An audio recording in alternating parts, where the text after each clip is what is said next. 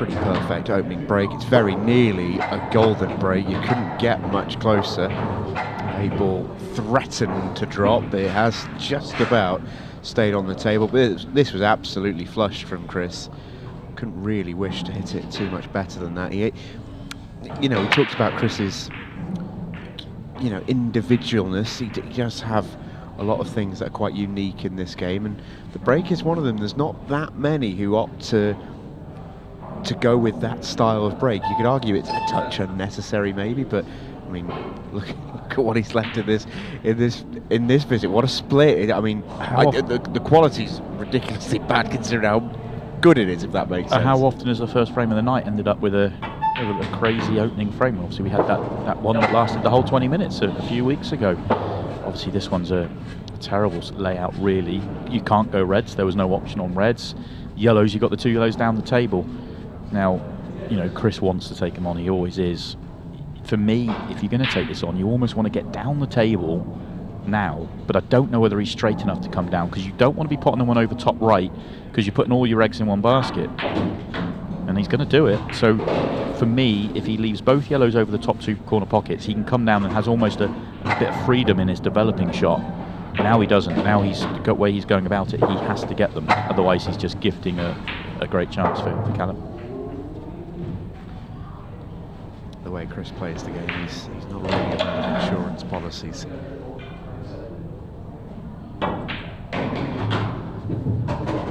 That's pretty decent. If he's straight enough to pull this straight back, it's brilliant. I mean, how good is that? How good is that? So just, what a touch. Well, welcome to this year's Champions League, Chris. Frame 1 of the night. It's a pretty naughty one to pull off. He just puffs his cheeks out, because I don't think he can believe how bad the layout was for how well he hit that break. Yeah, and he's so good, though, that I'm looking at that layout thinking, okay, so if he lands straight, leave the 2 balls at the top table, come down to the bottom right-hand area, you then got the double, hopefully you play the double and you could hold on the other ball to the centre of the corner. He sees it the other end, he's coming down the left-hand side of the table, he knows if he gets on that one in the centre, then he can get out, and he knows, if he gets a half ball bump there, he's on both balls. He just played the percentages so well in terms of how he dealt with it. He still would like to have done it with the 2 balls at the top of the table, but he had to back himself, and he did. It's a break. Trailing 1-3. So to the table comes Singu. He's a lefty who prefers the cut break. Be hoping for a slightly better layout. What Chris delivered us. He moved to the cut break actually at the British Open, and it was really paying dividends for him, and he's done it once again here. Made a ball and has a chance. Okay, it looks a little tricky, but first shot might be the toughest. If he wants to go reds, does he have an opener? Because for me, red's probably the better layout here. Definitely the better layout. The top left-hand corner, top right, as we look from the overhead, is a problem as we go yellows. Even the bottom of the table is not particularly nice on yellows either. And you don't have an opener on yellows either, not a realistic opener anyway. So, I mean, he might have to take this red at the top of the break area, the top of the triangle area. That's all he's got. Both players being tested in their opening frames here. That's a pretty good bit of cueing that. Yeah, it looked like he might have decelled on that, just the way he struck it. Actually, it's come out really well. Yeah, his entire objective, because it was pretty much a half ball shot, is to kill the cue ball as quickly as he could. And he's maybe a little sticky, but I don't think it could have come out too much better for him in truth. So now he's up and running on reds. A couple of question marks are the red on the break line. Does it have an open pocket?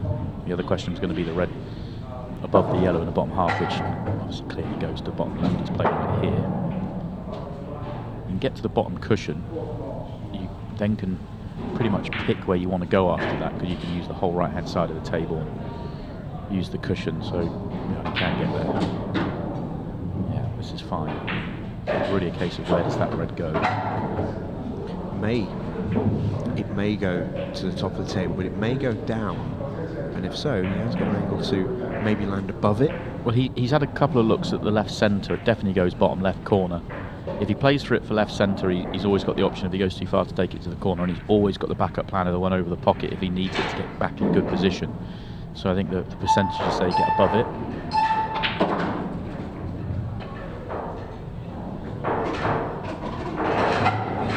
Does he use the one over the pocket? Because this isn't perfect. If it does go in the centre, it's not going. Cue ball's not going in a great line for him. And if he goes to the corner, cue ball's going towards the sort of yellow and the 8 ball. So whichever way around he goes here, he's got to be careful with the cue ball and obviously make a good pot.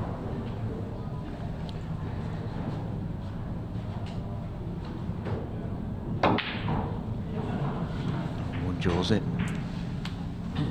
Done everything right until that moment. You've got a nice cue ball as well. But sometimes it is a simple game. You just got to pot the balls. Yeah, just finished. If the cue ball stops 2 rolls less coming up the table, he's dead straight into the left centre. You could see there on the camera angle we had for it, it definitely went. And then he's out every time. And if it goes touch straighter on that one, he doesn't have to sort of play a blind shot whilst raising the butt of the cue a little bit to dig into it to avoid the yellows. So yeah, it was one of those that could have finished a lot better. Still expected him to make it, of course, but first shot of the first frame of the match. Oh, that's clever. Melling puts Callum Singleton in all kinds of trouble. Lost a turn shot was inevitable, really, but where he's ended up leaving the cue ball is nightmare fuel for Singu.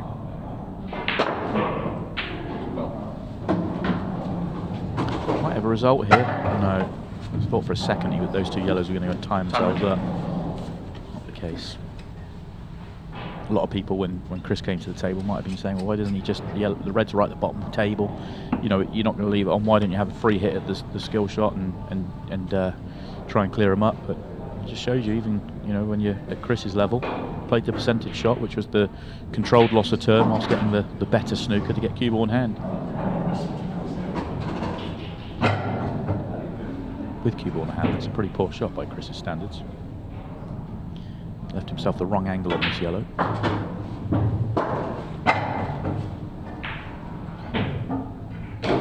He does have cue power in abundance. He has a lovely long loopy backswing that left over really from his snooker days. He's always cued like that.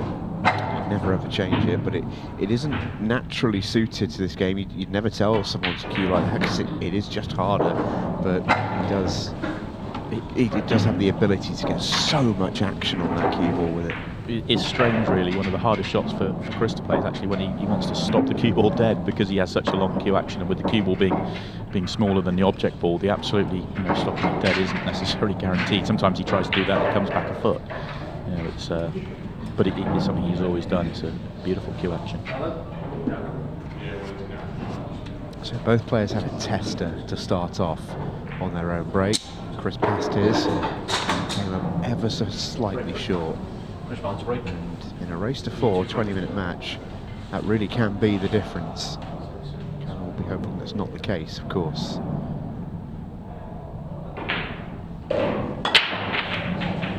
This time slightly mishits that break, but keep an eye on that 8 ball tonight, because that's the second time that's tracked towards that bottom left corner pocket, and it's the second time it might be causing Chris something of an issue. Does he have access to the red top left? Because he wants to be reds here, unless the yellow at the bottom of the table goes, in which case yellows are definitely an option as well, but I think trickier all the same. Does the yellow pass the 8 ball? Probably, but if he's not on the red to top left, he might not be on anything particularly nice anyway. Yeah, he looks like he was thinking about clipping the yellow back to the bottom right where his hand is now. Cue ball has to go into the red, which means that everything's going towards the 8 ball here. Dangerous shot.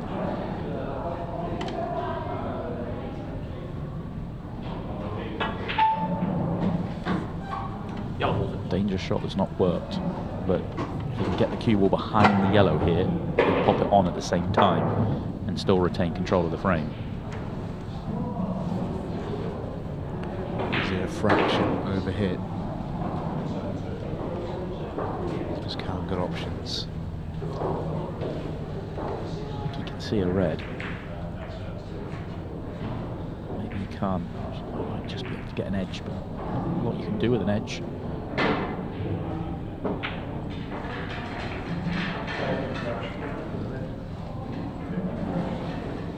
He's dangled the carrot. Well, if the yellow passes the 8 ball, it depends how delicate it, whether it's off the jaw and he has to play it quite delicately. If it goes clearly, he can sort of really work the cue ball up the table, but just thinking if it does go, you drop it in, you can still get up the table. There's still access from distance that he's going to play it straight away, so it doesn't need to come down the table first. That's a wide. That's a big wide for Chris. He's barely hit the jaw, so big moment here for Callum. Okay, it's far from a good chance, but he's got access to get into these reds.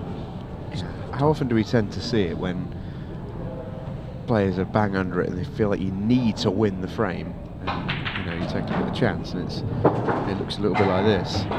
Now it's a good chance though. That red now goes top left. The yellow isn't blocking it. He's got the other red out, and he's on. Oh, he's on the one top right at the worst case. Plant, I suppose, into the middle as well.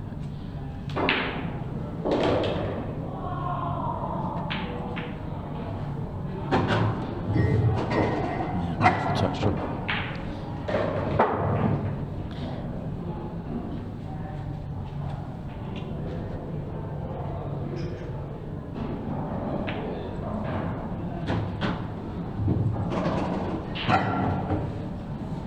Just to be careful on this shot. It's so easy to under or over hit this shot, crossing a line. So straight in is perfect. And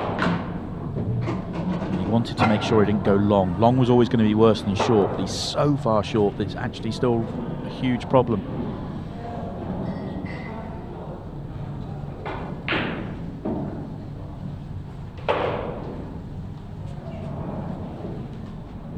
Cue ball going very close to the yellow and 8 ball here. Playing the double because of it. Beautiful. He could cut that in the middle, but it was all about that cue ball. Would have been running loose.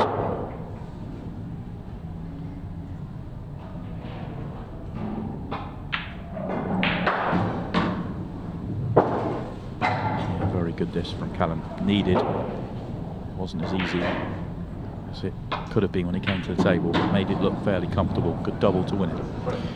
Yeah, and will be a nerve set that we often say that players aren't really truly in the match. They often don't feel in the match until that first one is won, but it's been tough going so far for both players. That we often say, the balls dictate it sometimes, but the ball's been really, really tough in this match so far. And they've both played actually some really, really good stuff. Also shows you how fine a margin you have out here. For 2.5 frames, this was all Chris Melling. He played a really good, or attempted, snooker beginning of this frame, and he won the first 2, and then all of a sudden misses a pot. Callum makes a good finish. We're back on the break, and he has delivered on that break as well. For the first time in the match, we have a really good opportunity here on reds, assuming he can pot a red. And that is, of course, I think he can pot the one he's nearest to. Should make this pretty quick. Yeah, still plenty of time, relatively speaking, in the match too. It's in play. 15-second shot clock will come sooner rather than later, in about 64 seconds time.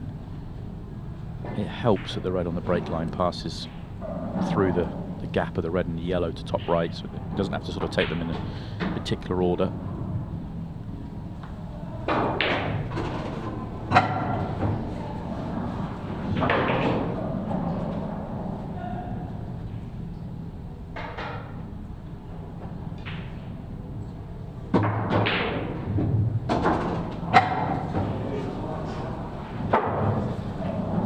Little bump, just awkward.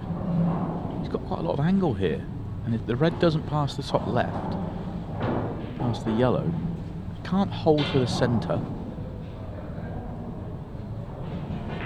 Where's he going with the cue ball? Can he kill this in? No, just bring it back to the middle of the table, so he's taking it in the same pocket from a thin angle. So just slightly. When he played for the one left centre, he came up a little bit short, and that in turn has left him this shot, because that's where he's ended up 2 shots later, and he's missed because of it. Just shows you he went out of position by a couple of rolls. It never takes much. He'll be so disappointed with that. Poor Callum. Real opportunity to square things up. Maybe go on and win the opening match. That's the stage of the game that we're at right now. This could easily be the swing frame, and if it is, Chris Melling will go 2 clear. I think you can see from that, just briefly in the back of the camera angle, I think the yellow passes the red comfortably enough. Certainly you can dead weight it in off the jaw, but I think he might even have centre pocket. Even if he hasn't, he's going to play this yellow off the red anyway, so that probably didn't have as much as I was suggesting. And otherwise, why would you play it this way round?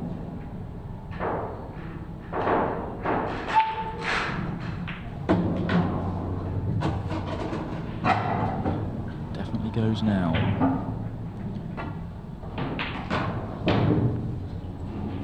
Chris's turn just to slightly overdo it. No, he's okay. Just drifted by the 8 ball. If he was hampered over the 8 ball, it could have been tricky, but no problems for now. He does look really sharp, does Chris Melling. When does he not? That's my question. That is a fair question. That is a fair question, but you know, I mean, even for Chris's standards, you know, first couple of frames of the night essentially, and you know, they have been really tough. It's not like they've been gimme chances where he can get into a rhythm. He's had to work hard right from the gun, and you know, he does look sharp. And I think one of the things that, from watching Chris a lot down the years, that you can sort of feel like it bodes well for him. As his break looks on, looks like he's in, you know, good bit of form at the moment in terms of in a rhythm and playing well. Agree. It obviously didn't go as planned at the British Open, but you know, one tournament doesn't sort of, you can't read too much into that. He always looks sharp. I am with you. I do think you know, there's a, you know, from a small sample size of 4 frames, I think he's certainly looking in a very good mood for tonight. Just a delay at the moment as the just an issue with the match clock, which is being reset by our timers out there. Important element of all our matches on the Ultimate Pool Champions League, of course. Yeah, I mean, not a good time for it to happen for Callum as well, because that chance he just had was the best chance of the night by, well, a huge margin. He'll know when he sees that layout, you know, that's when you've got to get. Yeah, obviously left himself a very awkward position onto his final ball, but he knows that was too good a chance to make it 2-2, and then all the pressure's on Chris Melling from 2-0 up to having an opportunity in frame 3 to being 2-2 would have been a very different story.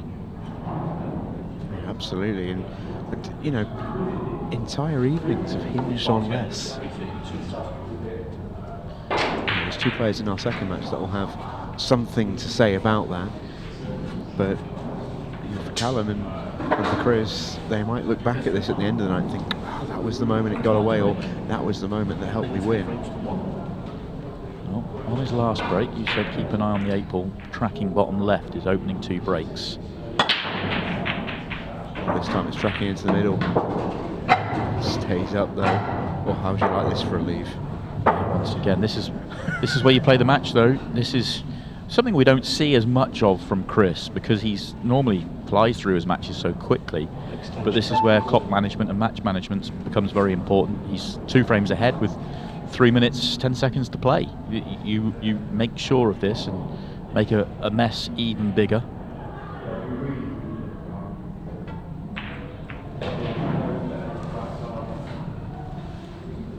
Yeah, it's a sort of underrated part of Chris's game. He doesn't often like to do it, but when forced into it, he does have a brilliant tactical brain. His safety play is able to compete with absolutely anybody. We just don't see him in this sort of environment that often. His matches, you know, he's been in, so few 6-thread shootouts compared to other players, because his matches don't go deep, whether win or lose. Matches tend to fly along when Chris is playing. Callum's given him an opportunity here to wrap the match up. It's one ball to develop, which is why he's taking it on. Yeah, he's on that ball right now to develop it. Doesn't try to overplay it. Quite like that. Just trusts his potting, and he should. Well, it's a good example. If he plays into that with more pace to move the yellow away from the cushion, he's knocking it down into the middle of the table where there's an 8-ball block in the centre pocket. So you're arguably not going to make it any better than just leaving it wherever it is. So just flip the red out, back himself to get onto that ball, and he knows if he lands on it, the level that he plays at, he's so rare. In his own mind, he's not going to miss it down the cushion if he lands on it. So why would you move it? Said all that, he gets a nice little freebie to move that yellow into a slightly more profitable position.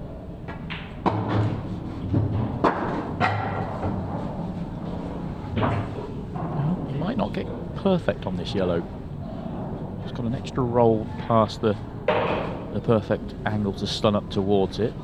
Yeah, I don't think it's a coincidence. He had a little look at the clock here and we can hear the beeps. Should just about have done enough. If this goes in, it really is all over, but a minute left. Be 50 at most if this ball is missed. There's still 2 frames to find, but this is essentially match ball. Was there ever in doubt? That was as clean as a whistle.